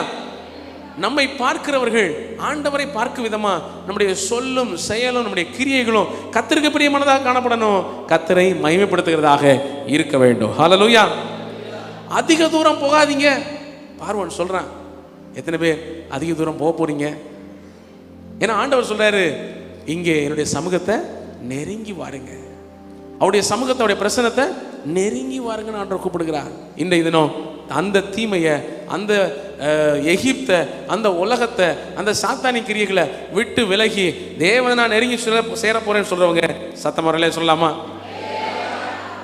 விட்டு விட்டேன், பிரிந்து விட்டேன், தீட்டானதை தொடமாட்டேன்,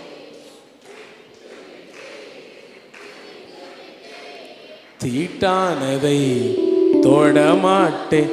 அப்பா தகப்பனே உம்மை பாடுவே ஆயுள் நாளெல்லாம்.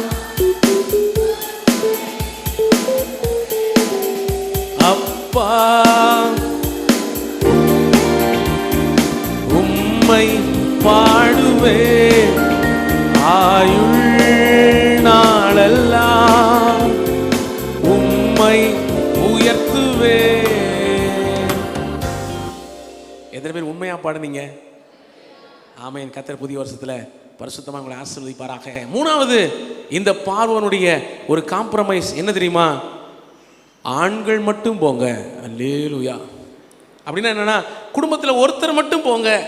யாத்திராம் 10ஆம் அதிகாரத்தில் 8 - 11 வரை உள்ள வசனத்தை வாசித்து பார்த்தீங்கன்னா அங்கே எப்படியா சொல்லியிருக்கிறாரு. 11 வாசிக்கலாம். இப்போ 10 வாசிக்கலாமே. அப்பொழுது அவன், நான் உங்களையும் உங்கள் குழந்தைகளையும் எப்படி விடுவேனோ அப்படியே கர்த்தர் உங்களோடு இருப்பாராக. எச்சரிக்கையாயிருங்கள், உங்களுக்கு பொல்லாப்பு நேரிடும். போதும். என்ன ஒரு அக்கறை பாருங்க. இந்த பார்வோனுக்கு இஸ்ரவேல் ஜனங்கள் மேல எவ்வளவு பெரிய அக்கறை. இவ்வளவு அக்கறை இருக்க மனுஷன் அடிமைகளா போட்டு கொடுமைப்படுத்தினானே, அந்நேரம் கொஞ்சம் இறக்கம் காமிச்சிருக்க கூடாதா? ஏன்னா நாங்க ஆராதனை செய்ய போறோம் அப்படின்னு சொன்ன உடனே அக்கறை குப்புற பாய் தான். என்ன பெரிய அக்கறை வந்துருச்சு. உங்க பிள்ளைகள் மனைவியெல்லாம் போனீங்கன்னா ஏதாவது தீமை வந்துட போகுது, ஆபத்து வந்துட போகுது, அதனால எல்லாம் என்கிட்ட அடிமையாவே இருங்க. ஆண்கள் மட்டும் போயிட்டு வாங்க. 11ஆம் வசனத்தில் அப்படிதான் சொல்றாரு. அப்படி வேண்டாம், புருஷராகிய நீங்கள் போய் கர்த்தருக்கு ஆராதனை செய்யுங்கள், இதுதானே நீங்கள் விரும்பி கேட்டது. பாருங்களேன், குடும்பத்தில் ஒருத்தர் மட்டும் போங்க, ஆண்கள் மட்டும் போகட்டும், அது பார்வோன் சொன்னது. ஆனா இந்த காலத்துல நடைமுறையா இருக்கிறது பெண்கள் மட்டும் போகட்டும். அல்லேலூயா.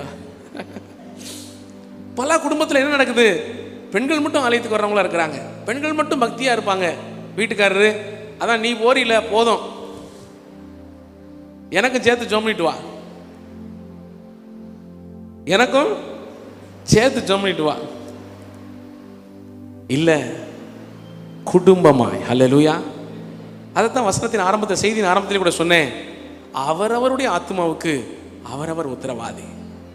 இது சாத்தானின் ஒரு தந்திரம். குடும்பத்தில் ஒருத்தர் மட்டும் போட்டோம் இல்லைங்க, அது விக்கிரக ஆராதனை வெளிப்பாடு. அதுதான் பார்த்தீங்கன்னா குடும்பத்தில் ஒருத்தர் போய் கடவுளுக்கு செய்கிறத செஞ்சுட்டு வரட்டும்.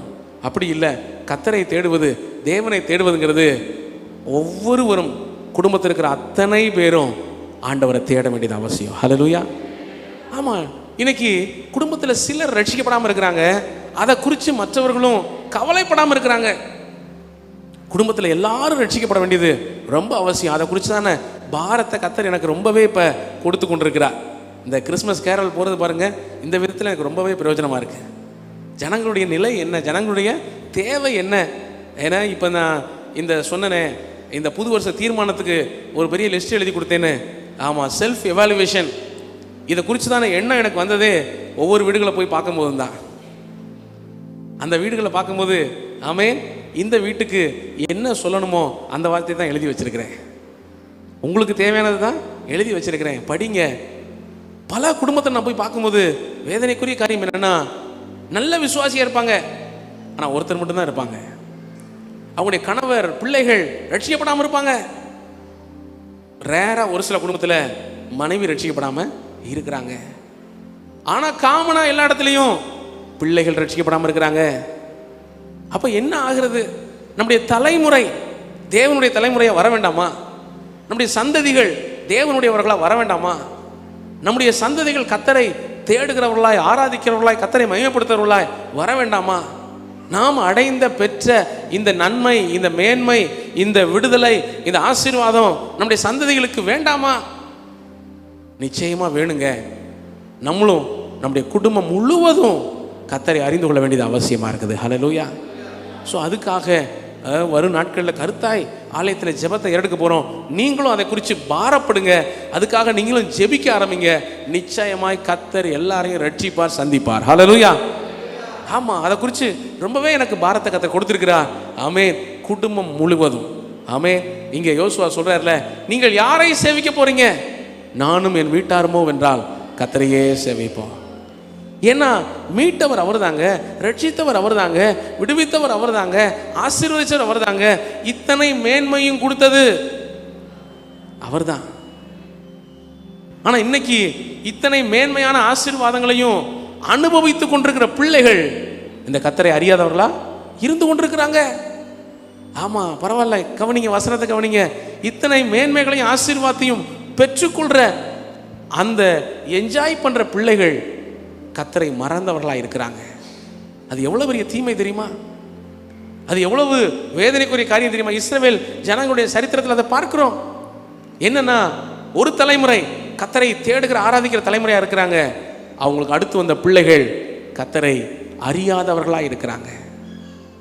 இந்த கர்த்தரை அறியாத சந்ததி வருமானால் அந்த சந்ததிக்கு கர்த்தரை தேடுறதை விட ஏதோ விக்கிரகமும் விக்கிரக ஆராதனையும் மற்ற காரியங்களும் விசேஷமானது போல தெரியுது.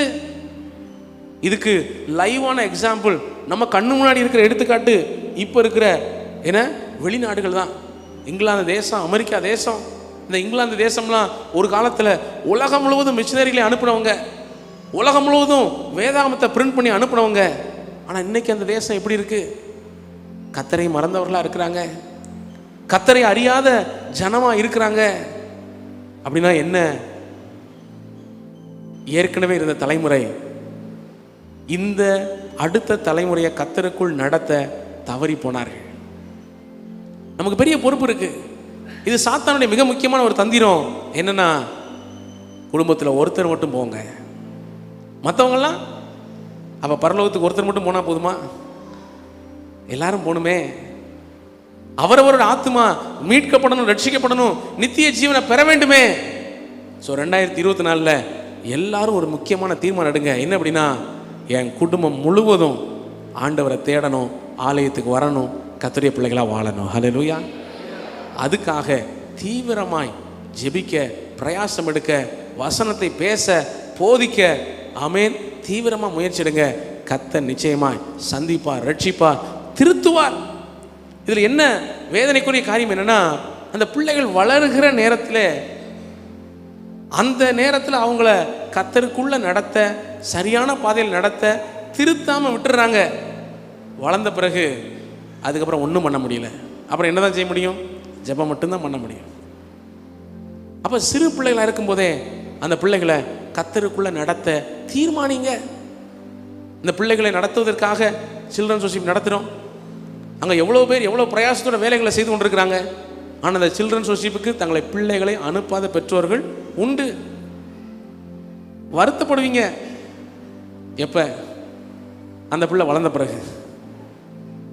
அந்த பிள்ளை சொல்படி கேட்க மாட்டான், கர்த்தருக்கு பிரியமாக நடக்க மாட்டான், பாவமாக தீமையாக நஷ்டத்தை உண்டாக்குறோன்னா இருப்பான். அந்நேரம் வருத்தப்பட்டு ஒரு பிரயோஜனம் இல்லை. வசனத்தில் அழகாக சொல்லியிருக்கு, பிள்ளையாண்டானை நடத்த வேண்டிய வழியிலே நடத்து. நடத்துனா என்ன அர்த்தம்? இப்படி போனால் போயிடுவானா? போக மாட்டான். அப்பப்போ கிள்ளணும், அப்பப்போ கொட்டணும், அப்பப்போ பெரம்ப கொண்டு அடிக்கணும். எப்போ? 12-13 வயசுக்கு கீழே. அதுக்கு மேலே அடிச்சிங்கன்னா அதுக்கு நான் பொறுப்பு இல்லை, திருப்பி அடிச்சிடுவான். ஆனாலும் அந்த பிள்ளைகளை திருத்த வேண்டியது நம்முடைய கடமையாக இருக்கு. ஆமாம், எல்லா வீட்லேயும் தான். அந்த பிள்ளைகளை ஒழுங்குபடுத்துறதுக்கான காரியங்களை செய்யுங்க. பிள்ளைகள் மேல் நீங்கள் அன்பு செலுத்துறது உண்மையானா, பிள்ளைகளை மேல் நேசிக்கிறது உண்மையானா, அந்த பிள்ளைகளை கர்த்தருக்குள் நடத்த தீர்மானிங்க. அதை சரியாக செய்யுங்க. சிலர் பாருங்க, ஒரு பிள்ளை 2 பிள்ளை, ஏன்னா அப்படி தானே எல்லா வீட்லையும் இருக்குது. அதனால ரொம்ப செல்லம், ரொம்ப செல்லம். பைபிள் அழகா சொல்லியிருக்கு, பிரம்பை கையாடாதவன் தன் மகனை பகைக்கிறான். சில பேர் சொல்றாங்க, பிள்ளைகளை அடிக்காதீங்க. அடிக்காம எப்படி வளர்க்குறதுன்னு எனக்கும் தெரியல.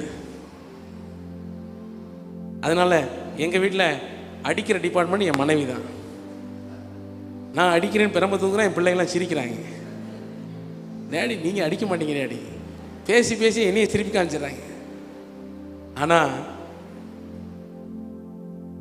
என் மனைவி தான் கண்டிக்கிறது. அதனால பாருங்க, சில காரியங்கள் சில நேரத்தில், ஆமாம் இப்போ ஃபோன் விளையாடக்கூடாது, ஃபோனில் கேம் விளையாடக்கூடாது 100 தடவை சொன்னாலும் என் மகன் கேட்க மாட்டான். அந்த பிரம்பை எடுத்தா, ஆமாம் ஒரு நாள் அடிக்கிற அடிக்கு அதனுடைய ரிசல்ட்டு குறைஞ்சது 10 நாளாவது இருக்கும். அப்படியே தங்க கம்பியாக இருப்பான். கீழ்ப்படினா கீழ்ப்படியில், உட்காரனா உட்காருப்பான், எந்திரினா எந்திரிப்பான், செய்யினா செய்வான். ஆமாம், ஃபோன் பார்க்கக்கூடாதுன்னா சரி மம்மி. உட்காந்து படிக்கிற நேரம் இது படி, சரி மம்மி. சரி, 2 பேரும் அடிக்கக்கூடாதுங்கிறனால நான் அடிக்காமல் நான் அன்பாகவே போயிடுறது. என் மனைவி அவர்களை கண்டிப்பாங்க. கண்டிக்கும்போது அப்படியே திரும்பி பார்ப்பாங்க. பிள்ளைங்களுடைய ஒரு டெக்னிக் தெரியுமா? ஒருத்தர் அடித்தாங்கன்னா உடனே அடுத்த ஆள் திரும்பி பார்ப்பான். டேடி மம்மி அடிக்கிறாங்க, சேட்டை பண்ணில அடிவாங்க அப்படின்ட்டு பேசாமல் இருந்துக்கிறவன். சில பெற்றோர் என்ன செய்கிறாங்க, அந்நேரத்தில் போய் மனைவியை கண்டிக்கிறாங்க. ஏன் நீ பிள்ளை அடிச்ச அப்படி சொன்னாலே பிள்ளை புரிஞ்சுக்கிடுவான். சரி, அப்பா நமக்கு ஏன்னா நமக்கு சாதகமாக பேசுகிறாரு.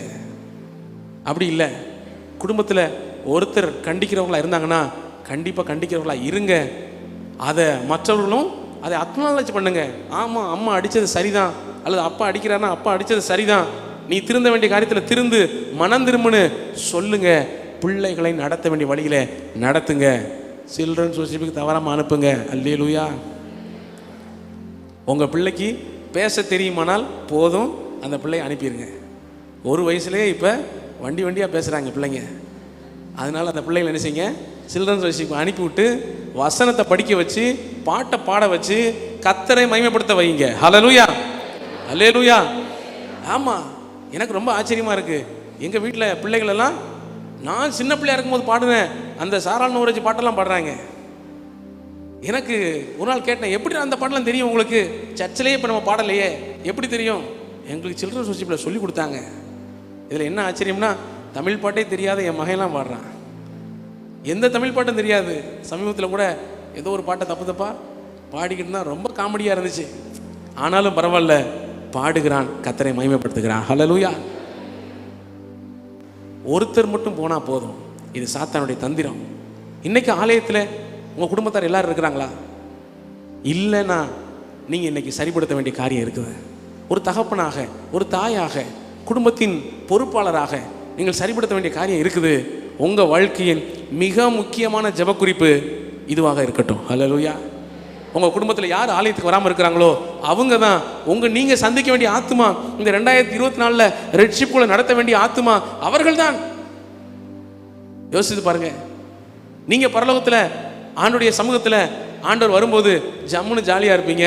உங்கள் மகனும் பிள்ளையும் ஏன்னா அல்லது மனைவியோ கணவரோ நரகத்தில் வேதனைப்படுறத நினச்சி சந்தோஷப்படுவீங்களா? இல்லை. சில பெற்றோர் சொல்கிற சாக்கு போக்கெல்லாம் ரொம்ப ஆச்சரியமாக இருக்குது. என் பிள்ளை தூங்குறான், பிள்ளை என்ன செய்கிறான்? காலையில் 6 மணிக்கே ஆராதனைக்கு எந்திரிச்சு வர முடியலன்னா 9:30 மணி ஆராதனைக்கு வாங்க. ஆனால் உங்கள் பிள்ளையோடு வாங்க, குடும்பத்தோடு வாங்க, முழுவதுமாக வாங்க, கர்த்தரை தேடும்படியாக வாங்க. ஹல்லேலூயா. ஆமாம், சிலர் ஒருத்தர் ஒரு ஆராதனைக்கு, இன்னொருத்தர் இன்னொரு ஆராதனைக்கும், அப்படி இல்லை. முழு குடும்பமாய் இணைந்து வாருங்க, ஆண்டவரை மையப்படுத்துங்க. நம்முடைய குடும்பம் கர்த்தருக்கு முக்கியம். ஹல்லேலூயா.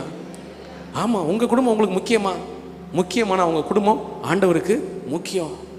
ஆமாம், அந்த முழு குடும்பத்தையும் தேவ சமூகத்தில் கொண்டு வந்து நிலை நிறுத்துவது ஒரு தகப்பனுடைய தாயுடைய கடமையாக இருக்குது. அதை இந்த புது வருஷத்தில் செய்ய தீர்மானிங்க. கர்த்தர் உங்களை ஆசீர்வதிப்பாராக. ஹல்லேலூயா. 4வது ஒரு சாக்கு போக்க சொல்றாரு. என்னன்னா, மனுஷர் மட்டும் போங்க, மிருக ஜீவன்கள் வேண்டாம். அதை யாத்திராம் 10ஆம் அதிகாரத்தில் 24 to 26 வரைக்கும் வாசிக்கிறோம். இருக்கட்டும், அந்த வசனத்தில் சொல்லதை நானே சொல்லிடுறேன். மனுஷர்கள் மட்டும் போங்க, மிருக ஜீவன்கள் வேண்டாம். ஏன் அப்படின்னா என்ன சொல்லுன்னா, மிருக ஜீவன்கள் தான் அந்த நாட்களில் சொத்துக்கள். அவங்களுடைய எல்லா பொசஷன்ஸ், சொத்துக்கள் மிருக ஜீவன்கள் தான். அப்போ ஆடு மாடு இன்னும் ஒட்டகம் என்னென்னமோ குதிரை கழுதை என்னென்னமோ வச்சுருந்துருப்பாங்க. இது எல்லாத்தையும் விட்டுட்டு போங்க அப்படின்னு சொன்னால் போன 3 மணி நேரத்துக்குள்ளே திரும்பி வந்துடணும். அப்படி தானே அர்த்தம். அடுத்த ஒரு நேரம் அந்த மிருகத்துக்கு சாப்பாடு வைக்கிறதுக்கோ அல்லது ஏதோ அதை கவனிக்கிறதுக்கோ 3 மணி நேரத்துலேருந்து 5 மணி நேரத்துக்குள்ளே நீங்கள் என்ன செய்யணும்? வந்து ஆகணும். பாருங்களேன், சாத்தானுடைய தந்திரம் எப்படி இருக்கு பாருங்களேன். நீங்கள் வேணால் ஆராதனை செய்யுங்க, உங்கள் பொருட்களை கொண்டு போகாதீங்க. ஆனால் அந்த மோசே சொல்கிறாரு, இல்லை நாங்கள் எல்லா மிருக ஜீவனையும் தான் கொண்டு போவோம். பார்வன் சொல்கிறான், எதை பலி செலுத்த போகிறீங்களோ அதை மட்டும் எடுத்துகிட்டு போகலாம்ல. இல்லை நாங்கள் எதை பலி செலுத்த போகிறோம்னு அங்கே போன பிறகு தான் எங்களுக்கு தெரியும். அதனால எங்களுடைய எல்லாத்தையும் எடுத்துகிட்டு போவோம். ஒரு குழம்பும் பின் வைக்கப்படுவதில்லை. குழம்புன்னா என்னது? நம்ம மத்தியானம் சாப்பிட்ற குழம்பா? அந்த குழம்பு சொல்லலை. இவர் குழம்பு அப்படின்னா என்ன சொல்கிறாருன்னா, இந்த மாடு அல்லது பெரிய மிருகங்கள் பார்த்தீங்கன்னா காலில் ஒன்று என்ன அந்த என்ன சொல்கிறது தடியாக இருக்கும்ல, நகம்தானே அது அது வந்து கொஞ்ச நாள் கழித்து பிஞ்சு கீழே விழுமா தன்னால். நம்ம ஊரில் வெட்டுறாங்க, வெட்டிட்டு இந்த ஏதோ ஷூ மாதிரி ஒன்று நினைச்சுறாங்க, இரும்பில் மாட்டுறாங்க. அந்த வெட்டி கீழே கிடக்கிற அந்த வேஸ்ட் கிடக்கு பாருங்க, அதுதான் குழம்பாம். அதை கூட நாங்கள் விட்டு வைக்க மாட்டோம், அதையும் எடுத்துகிட்டு தான் போவோம் அப்படிங்கிறாரு. எதையும் நாங்கள் எகிப்தில் விடுறதில்ல, எங்கள் பழைய வாழ்க்கையில் எதையும் நாங்கள் விடுறதில்ல. நாங்கள் முழுமையாய் போய் தேவனுக்கு ஆராதனை செய்வோம். ஹல்லேலூயா. அப்படின்னா இவங்க ஆராதனை செய்யறதுக்கு ஏன் எல்லாத்தையும் எடுத்துகிட்டு போகணுங்கிறாங்க? அங்கே போய் கர்த்தர் விரும்புகிற காரியத்தை நாங்கள் பலியாக, காணிக்கையாக கர்த்தருக்கு கொடுக்க போகிறோம். பாருங்க, நம்மை முதல்ல அர்ப்பணிக்கிறோம். அதுதான் துதி ஆராதனை பகுதி. அதுக்கடுத்து நமக்கு உரியவைகளை நம்ம என்ன செய்கிறோம்? அர்ப்பணிக்கிறோம். அதுவும் ஆராதனையின் ஒரு பகுதி. இன்னைக்கு ஏன்னா இந்த கொடுக்குற காரியத்தை சொன்னாலே சிலருக்கு பிடிக்காது, சிலர் அதை விரும்ப மாட்டாங்க. அதனால பார்த்தீங்கன்னா ஒரு சபையை குறித்து நான் கேள்விப்பட்டேன். அவங்க இதை சொல்லி விளம்பரம் பண்ணுறாங்க. என்னென்னா, எங்கள் சபையில் நாங்கள் காணிக்கை எடுக்க மாட்டோம். அதையும் ஒரு விசேஷமாக பெருமையாக நினைச்சாங்க, சொல்கிறாங்க. ஆண்டவர் சொல்லியிருக்கிறாரு, காணிக்கை கொடுன்னு சொல்லியிருக்கிறாரு. கொடுக்கும்படியாக ஜனங்களிடத்தில் சொல்லுன்னு நினச்சிருக்காரு. சொல்லி அதை குறித்து எத்தனையோ அதிகாரம் எழுதி வச்சிருக்கிறாரு. ஆனால் நாங்கள் காணிக்கை எடுக்க மாட்டோங்கிறதே விசேஷமாக, பெருமையாக, மேன்மையாக நினைச்சாங்க சிலர் சொல்லிக்கிறாங்க. அப்படி இல்லைங்க. கர்த்தருக்கு கொடுப்பது அப்படிங்கிறது பாருங்க, ஒருத்தருடைய பொக்கிஷம் எங்கே இருக்கோ அங்கே அவருடைய இருதயமும் இருக்கும்னு வசனம் இருக்குது. ஆண்டவர் தான், இயேசு கிறிஸ்து தான் சொல்லியிருக்கிறார். உங்கள் பொக்கிஷம் எங்கே இருக்குது? உங்கள் பொக்கிஷம் உலகத்துக்குள்ளே இருக்குதுன்னா உங்கள் இருதயமும் உலகத்துக்குள்ளே இருக்குது. உங்கள் பொக்கிஷம் எங்கே இருக்குது? ஆண்டவர் சொன்னார், பரலோகத்தில் உங்களுக்கு பொக்கிஷம் சேரும்படியா நீங்கள் பூலோகத்தில் கர்த்தருக்கு என்ன செய்யுங்க? கொடுங்க. அப்போ ஆலயத்தில், தேவ சமூகத்தில் கர்த்தருக்கு காணிக்கை கொடுப்பது அப்படிங்கிறது ஆராதனையின் ஒரு பகுதி. அதை நம்ம செய்யும்போது பரலோகத்தில் பொக்கிஷம் சேருது, நம்முடைய இருதயமும் பரலோகத்தில் சேருது. அல்லேலூயா, அல்லேலூயா. இன்னைக்கு சிலர் அந்த கர்த்தருக்காக எதையும் கொடுக்க மனதில்லாதவர்களாக இருப்பாங்க. அதை பற்றி ஆண்டவருக்கு ஒரு பிரச்சனையும் இல்லை, சபைக்கும் ஒரு பிரச்சனையும் இல்லை. அதனால தான் பாருங்களேன், நம்முடைய சபையிலேயே கொடுக்காதவர்கள் எவ்வளோ பேர் இருக்கிறாங்க. ஏன்னா சமீபத்தில் கூட சொல்லிக்கிட்டு இருந்தேன், இந்த அசம பாகம் கொடுக்கணுங்கிறது தேவனுடைய நியதி. நம்ம சபையிலே எவ்வளோ பேர் கொடுக்குறாங்க? அசம பாகம்னு கொடுக்காதவங்க எவ்வளோ பேர் இருக்கிறாங்க. அதை பற்றி ஒன்றுமே நம்ம கேட்டுக்கிறதே இல்லை. சொல்ல வேண்டிய வசனத்தை சொல்ல வேண்டியது ஏன் கடமை. அதை கேட்டு செயல்படுறதும் செயல்படாமல் இருக்கிறதும் அவங்க பொறுப்பு. ஆனால் வசனம் என்ன சொல்லுதுன்னா, கர்த்தருக்கு கொடுக்கும்போது கர்த்தர் நம்மை நிறைவாய் ஆசீர்வதிக்கிறார். ஹல்லேலூயா. நம்ம தேவ ராஜ்யத்தை கட்டுகிறோம், நம்ம பரலோகத்தில் பொக்கிஷத்தை சேர்க்கிறோம். அது ஆராதனையின் ஒரு பகுதி. அதை நம்ம சரியாய் சிறப்பாய் நிறைவேற்றுவோம்னா கர்த்தர் மகிமைப்படுவார். அவர் என்ன சொல்கிறாருன்னா, கர்த்தருக்காக கொடுக்கும்போது நம்முடைய எல்லாவற்றையும் கர்த்தர் ஆசீர்வதிப்பாராம். ஹல்லேலூயா. எனக்கு ஆச்சரியமான ஒரு காரியம் என்னென்னா, பாருங்களேன், கர்த்தர் சொல்லுகிற காரியம் என்னென்னா, எதுக்கு 10% கர்த்தருக்கு கொடுங்கன்னு சொல்கிறாரு? மீதமுள்ள 90 கர்த்தர் ஆசீர்வதித்து நம்முடைய தேவைகள் எல்லாவற்றையும் அற்புதமாய் சந்திப்பார். அது எப்படிங்க நடக்கும்? யோசித்து பார்த்தா கால்குலேஷன் கரெக்டாக வரலையே. உங்கள் மூளை அறிவில் எட்டுச்சுன்னா, உங்கள் மூளை அறிவுக்கு புரிஞ்சிச்சுன்னா அது கர்த்தருடைய செயலே இல்லை. அல்லேலூயா. இது கர்த்தருடைய வார்த்தைன்னு நீங்கள் விசுவாசித்தா, நீங்கள் வாழ்க்கையில் செயல்படுத்தி பாருங்கள், கர்த்தர் உங்கள் வாழ்க்கையில் அது உண்மைங்கிறத நிரூபித்து காட்டுவார். அதன் மூலமாக நீங்கள் சந்தோஷப்படுவீங்க. அல்லேலூயா. விசுவாசிக்கலை, நான் அதை ஆண்டோடத்தில் பெற்றுக்கொள்ளலைன்னா அதை பற்றி ஒன்றும் பிரச்சனை இல்லை, அது அவரவருடைய நிலை. ஸோ கொடுப்பது அது ஒரு ஆராதனையின் ஒரு பகுதி. அதையும் செய்து தேவனுடைய ஆசீர்வாதத்தை பெற்றுக்கொள்ளுங்க, கர்த்தர் உங்களை ஆசீர்வதிப்பார். ஹல்லேலூயா. ஆமாம், அது எவ்வளவு மேன்மை, எவ்வளவு சிறப்புங்கிறது தெரியாது. பாருங்கள், சமீபத்தில் ஒரு சகோதரி சாட்சி சொன்னாங்க. கடந்த வெள்ளிக்கிழமை என்கிட்ட வந்து சாட்சி சொல்லிட்டு போனாங்க. என்ன அப்படின்னா, இப்போ இந்த ஏழை தோட்டத்தை கொடுங்கன்னு பல சொல்லிகிட்டு இருக்கோமா, அவங்க இப்படியாக யோசித்தாங்களாம். இப்போ இருக்கிற சூழ்நிலை சரியில்லை, சரி ஒரு 2500 ரூபா கொடுக்குறக்கு ஏன்னா நம்ம வாக்கு பண்ணுவோம் அப்படின்னு சொல்லி அதுக்காக எழுப்பி நின்றாங்களாம். அவங்க சொல்கிறாங்க, எனக்கு ஆச்சரியமாக இருக்குது பாஸ்டர். அவங்க ஒரு சின்ன அளவிலான ஒரு பிஸ்னஸ் பண்ணிக்கிட்டு இருக்கிறாங்க. அப்போ வாய்ப்பே இல்லை, திடீர்னு ஒரு பெரிய ஆர்டர் எனக்கு கிடச்சிச்சு. வீட்டுக்கு வந்தவங்க, அவங்க வீட்டில் தற்செயலாக வந்தவங்க வந்து என்கிட்ட அந்த ஆர்டர் கொடுத்தாங்க. அதை நான் செஞ்சு கொடுத்தேன். அது எனக்கு ஆசீர்வாதமாக இருந்துச்சு. இந்த சின்ன பிஸ்னஸை ஆரம்பிக்கிறதுக்கு எங்கள் அப்பாட்ட கொஞ்சம் கடன் வாங்கியிருந்தேன், அந்த கடனையும் கொடுத்து மிச்சத்தில் காணிக்கையும் கொடுத்தேன்னு சொல்லி 5000 ரூபா காணிக்கை கொடுத்தாங்க. வாக்கு பண்ணது 2500, ஆனால் கொடுத்தது 5000னா கர்த்தர் அவர்களை ஆசீர்வதித்தார், நன்மையாக நடத்தினார். ஹல்லேலூயா. ஸோ கொடுத்தல்ங்கிறது அதுவும் கர்த்தருக்கு கொடுத்தல் அப்படிங்கிறது மகா பெரிய ஆசீர்வாதம். அதை புரிஞ்சுக்கிட்டவங்க தேவனுடைய ஆசீர்வாதத்தை பெற்றுக்கொள்கிறாங்க. கர்த்தர் நாம எல்லாருக்கும் அந்த தெளிவை கிருபையை கர்த்தர் கொடுப்பாராக. ஹல்லேலூயா. ஸோ நிறைவாக அவர் சொல்கிறாரு, எங்கள் மிருக ஜீவன்களும் நாங்கள் போவோம். ஸோ நம்மளுங்கிற இந்த நாளில் இந்த புதிய வருடத்தை தூங்க போகிற நம்ம பழைய வாழ்க்கையின் எல்லா தீமைகளையும் விட்டு விலகி இன்னைக்கு ஒரு பிரித்திருக்கப்பட்ட வாழ்க்கைக்குள்ளே கடந்து வர கர்த்தர் நம்ம கிருபை செய்வாராக. ஹல்லேலூயா. 4 காரியங்களை சொல்லியிருக்கிறேன். என்னென்ன காரியங்கள்? முதல்ல இந்த பார்வோன் என்ன சொல்கிறாரு? இந்த தேசத்திலே நீங்கள் என்ன செய்யுங்க, இருங்க. ஆராதனை தானே செய்யணும். அது அங்கே போய் தான் செய்யணுமா என்ன? இங்கேயே என்ன செய்யலாம்? ஆராதனை செய்யலாம். இல்லை இல்லை, ஆணுடைய சமூகத்தில் தேவன் குறிக்கிற இடத்துல தான் நான் போய் ஆராதனை செய்வேன். அல்லேலூயா, அல்லேலூயா. இன்னைக்கு அதை குறித்து தானே தெளிவு உங்களுக்கு இருக்குதா? பாருங்களேன், ஒவ்வொருத்தருக்கும் தேவன் ஏற்படுத்தின ஒரு ஸ்தலம், ஒரு வீடு, ஒரு குடும்பம் இருக்குது. அதுதான் இந்த கர்மேல் குடும்பம். அங்கே ஆண்டவர் உங்களை நிலைநாட்டி வச்சிருக்கிறார். அல்லேலூயா. ஆமாம், எங்கே வேணாலும் ஆராதனை செய்யலாம் அப்படி அர்த்தம் இல்லை. சில பேர் பாருங்களேன், வாரந்தோறும் ஒவ்வொரு சர்ச்சைக்கு போவாங்க. அது உங்களுக்கு ஆசீர்வாதமே இல்லை. ஆண்டவர் உங்களுக்குன்னு ஒரு குடும்பத்தை என்ன செய்யிருக்காரு, ஏற்படுத்தி வச்சிருக்கிறார். அதுதான் இந்த ஆவிக்குரிய குடும்பம். அந்த ஆவிக்குரிய குடும்பத்தில் எப்பொழுதும் நிலைச்சிருங்க. அதுதான் உங்கள் வாழ்க்கைக்கு ஆசீர்வாதம். இங்கேயே ஆராதனை செய்யுங்கன்னு சொன்னார், அதை கேட்காதீங்க. கர்த்தர் குறித்த இடம் பைபிளில் பார்க்குறோம். ஒவ்வொரு ஆராதனைக்கும் ஒரு இடத்தை கர்த்தர் குறிச்சாராம். ஆபிரகாம்கிட்ட சொல்கிறாரு, அந்த மோரியா மலையில் போய் நீ என்ன செய்ய, பலியிடு. கர்த்தர் உங்களுக்காக குறித்த இடம் இந்த கர்மேல். அல்லேலூயா. ஸோ இங்கே பலியிடுங்க.